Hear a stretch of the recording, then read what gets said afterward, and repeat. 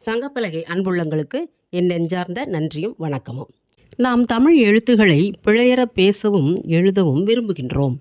அதற்கு நாம் என்ன செய்ய வேண்டும்? ஒற்று பிழை இல்லாமல் பேசவும் எழுதவும் வேண்டும். ஒற்று என்பது என்ன? மெய். அதாவது தமிழ் எழுத்துகள் உயிரெழுத்துகள் மெய்யெழுத்துகள் என 2 வகைப்படும். நாம் இதை அறிவோம்.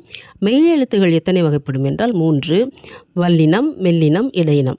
அப்படித்தானே? வல்லினம் என்றால் என்ன? கசட தபர வல்லினம். இந்த 6 எழுத்துகள் வல்லினம் என்று அழைக்கப்படுகின்றது. இதில் ட ர ஒற்றுகள் மொழிக்கு முதலில் வருவதில்லை. மீதி இருப்பவை க ச த ப. இந்த 4 எழுத்துக்களே மொழிக்கு முதலில் வரும். இவை நிலைமொழியுடன் புணரும்போது அவற்றின் மெய் தோன்றி புணரும். இதனையே நாம் வல்லினம் மிகுதல் என்கிறோம். வலி மிகுதல் என்றும் சொல்லலாம். எதற்காக வலி மிகுத்து பேச வேண்டும், எழுத வேண்டும்? தமிழ் மொழியின் இனிய ஓசைக்காகவும் சொல் அமைப்பின் கட்டமைப்பை பேணவும் பொருள் மயக்கத்தை தவிர்க்கவும் நாம் இவற்றை பயன்படுத்த வேண்டும். பாருங்கள், அந்த குட்டல் கயிறு அந்த கயிறு என்று சொல்ல வேண்டும். இப்படி சொன்னால் அதோ இருக்கின்ற கயிறு என்று பொருள்படும். அதை விடுத்து அந்த கயிறு என்று ஒற்று எழுதாமல் விட்டுவிட்டால் என்னாகும்? அருந்து போன கயிறு என்றாகிவிடும்.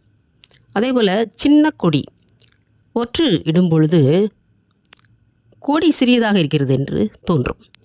சின்ன கொடி என்று ஒற்று எழுதாமல் விட்டுவிட்டால் என்னாகும்? ஒரு சின்னத்தின் கொடி போல் இருக்கின்றது என்று தோன்றும். இப்படி நாம் சொல்லிக்கொண்டே போகலாம். இதற்கு எப்படி நாம் பிழையற எழுத வேண்டும் என்றால் சில இலக்கண விதிகள் உள்ளன. அவற்றை நாம் கூர்ந்து கவனித்து கொண்டு பின்பற்றி பேசும்போது அழுத்தத்துடன் பேசினால் நிச்சயமாக பிழை இல்லாமல் எழுதிவிடலாம். அந்த விதிமுறைகள் என்ன? அவற்றைத்தான் இந்த காணொலியில் நாம் பார்க்க இருக்கின்றோம். சுருக்கமாக ஓரிரு விதிமுறைகளை நாம் அறிந்து கொள்வோம். வாருங்கள்.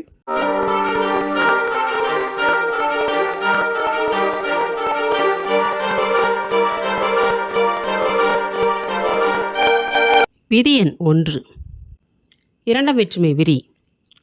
இதன் பின் வலிமிகும். நூலை கூட்டல் படி, நூலைப்படி. நூலை என்பது இரண்டாம் வேற்றுமை விரி. ஐ என்பது இது வந்துள்ளது. விதி எண் 2: நான்காம் வேற்றுமை விரியில் வலிமிகும். ஊருக்கு கூட்டல் போ, ஊருக்கு போ. அடுத்து 3: வன்றொடர் குற்றியலுகரம் பின் வலிமிகும்.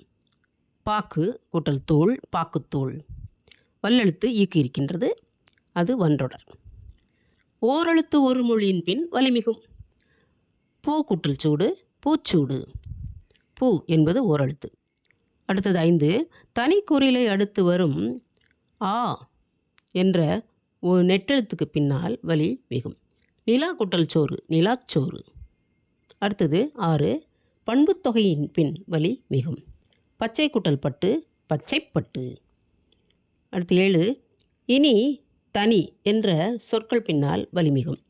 இனி கூட்டல் போ, இனி போகலாம். தனி கூட்டல் காடு, தனிக்காடு. அடுத்தது 8: சால தவ எனும் உரிச்சொற்கள் பின் வலிமிகும். சால கூட்டல் சிறந்தது, சாலச் சிறந்தது. அடுத்தது 9: ஆ இ இந்த சுற்றெழுத்துக்கள் பின் வலி மிகும். ஆ கூட்டல் கோயில், அக்கோயில். ஈ கூட்டல் பாலம், இப்பாலம். அடுத்தது 10: ஏ என்னும் வினா எழுத்தின் பின் வலிமிகும். ஏ கூட்டல் காலம், எக்காலம். அடுத்து 11: அந்த இந்த இவை சுட்டுத் திரிபுகள். இவற்றின் பின் வலிமிகும். அந்த கூட்டல் பானை, அந்த பானை. இந்த கூட்டல் செருப்பு, இந்த செருப்பு. அடுத்து 12: அகர இகர ஈற்று இந்த வினைச்சொற்கள் பின் வலி மிகும். என கூட்டல் கேட்டார், எனக் கேட்டார். தேடி கூட்டல் பார், தேடிப்பார். அடுத்தது 13: என ஆக என்ற சொற்கள் பின் வலிமிகும். என கூட்டல் கூறு, எனக் கூறு. வருவதாக கூட்டல் சொல், வருவதாகச் சொல். அடுத்தது 14: எந்த வினாச்சொல் அதற்கு பின்னால் வலிமிகும். எந்த என்பது வினாச்சொல். எந்த கூட்டல் கோயில், எந்த கோயில். அடுத்தது 15: எதற்கு என்ற வினாச்சொல் பின்னாலும் வலிமிகும். எதற்கு கூட்டல் கேட்கிறாய், எதற்கு கேட்கிறாய். அடுத்து 16, மிக என்ற சொல்லின் பின் வலிமிகும். மிக கூட்டல் பெரியவர், மிக பெரியவர். அடுத்து 17வது, அதற்கு இதற்கு என்ற சொற்கள் பின்னால் வலி மிகும். அதற்கு கூட்டல் சொன்னேன், அதற்கு சொன்னேன். இதற்கு கூட்டல் கொடு, இதற்கு கொடு. அடுத்து 18வது, 8, 10 என்ற எண்ணுப்பெயர் பின்னால் வலிமிகும். 8 கூட்டல் தொகை, 8 தொகை. 10 கூட்டல் பாட்டு, 10 பாட்டு. அடுத்து 19வது, ஈறுகட்ட எதிர்மறை பெயரச்சத்தின் பின் வலிமிகும். ஓடா கூட்டல் குதிரை, ஓடா குதிரை. 20வது, 6ஆம் வேற்றுமை தொகையின் பின்னால் வலிமிகும். புலி கூட்டல் தோல், புலித்தோல். அதாவது புலியினது தோல் என்று பொருள்படும். அடுத்தது 21வது, திசைப்பெயர்கள் இதன் பின்னால் வலிமிகும். திசைப்பெயர்கள் வடக்கு, கிழக்கு, தெற்கு இந்த மாதிரி. கிழக்கு கூட்டல் பகுதி, கிழக்கு பகுதி. அடுத்து 22, இரு பெயரொட்டு பண்பு தொகையில் வலிமிகும்.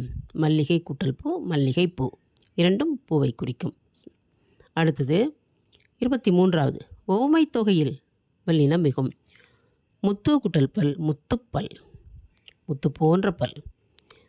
அடுத்தது 24, சில உருவகச் சொற்களில் வலிமிகும். வாழ்க்கை கூட்டல் படகு, வாழ்க்கை படகு, வாழ்க்கையாகிய படகு. இது உருவகம். 25வது, மென்றொடர் குற்றியலுகரம் அதன் பின்னாலும் வலிமிகும். மருந்து கூட்டல் கடை, மருந்து கடை. மருந்து அந்த சொல்லிலே தன்னகர எண் இருக்கின்றது, அது மெல்லெழுத்து. திண்டு கூட்டல் கல், திண்டுக்கல். இப்படி சொல்லும் பொழுது திண்டு அதிலே நன்னகர எண் இருக்கின்றது, அது மெல்லினம். எனவே இவ்வாறு நாம் பொருள் அறிந்து பேச வேண்டும், எழுத வேண்டும். வல்லற்று எவை எந்தெந்த இடங்களெல்லாம் எவை எந்தெந்த இடங்களெல்லாம் வருகின்றன என்பதை புரிந்து கொண்டு விட்டால் பிழையே வராது. அன்பர்களே, இந்த பதிவு உங்களுக்கு பயன் தரும் வகையில் அமைந்திருக்கும் என்று நான் நம்புகின்றேன். மற்றொரு பதிவில் நாம் மீண்டும் சந்திப்போம். நன்றி, வணக்கம்.